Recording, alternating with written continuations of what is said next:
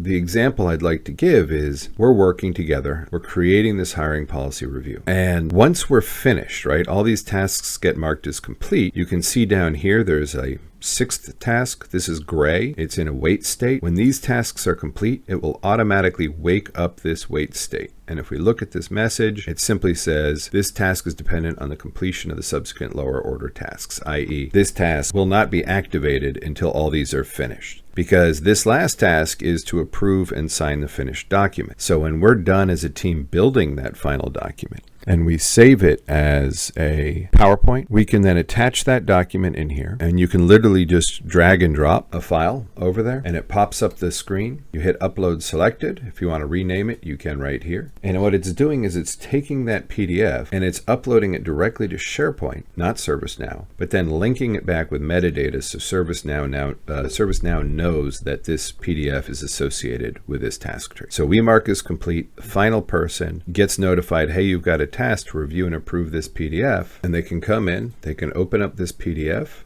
natively in their preferred poison of choice. I'm using Adobe Acrobat here. Review the document and do a digital signature. And it's literally that easy. I sign it. It's an encrypted signature with my PIV or with my CAC. I close this out and it asks me if I'm done, and I'm finished. Right? That's it. No uploading, no downloading. Anybody who looks at this will now see that this is signed by Adam as of today's date, right? Digitally encrypted. So it really facilitates the digital signature capabilities. If this task tree, which we built out rather organically in this case, was something we wanted to do it again and again, you also have the ability to come in and save this as a template. So for us, templates are repeatable tasks. It gives you the ability to build them out in advance and then run them over and over and over again. Keep in mind that these repeatable tasks, these templates, are not workflow. Even after you kick it off and deploy it, you have the ability to come in and make changes. So this is a fairly standardized document review, approve, and sign template. You can run it ad hoc whenever you want to. You can set it up, schedule it to run automatically.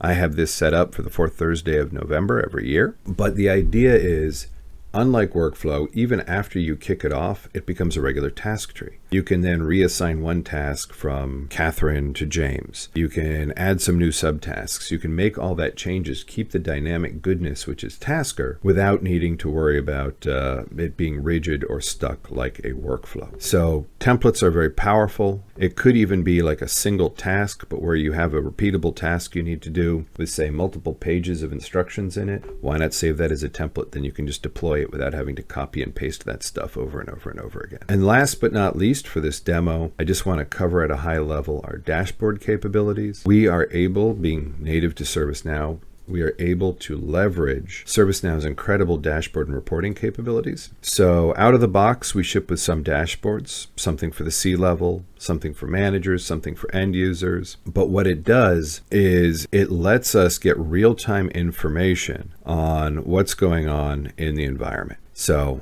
we see like how many open tasks are going on by team here. I can click into these dashboards. If I click on SC, it's going to open up all the SC teams tasks right here. We can look at our status. We can even right click and create new dashboards, filter out anything which is assigned because we're not interested, and then create a new dashboard showing me all the work in progress type tasks, whatever I need to do. So that's Tasker and DocIntegrator. Thank you very much.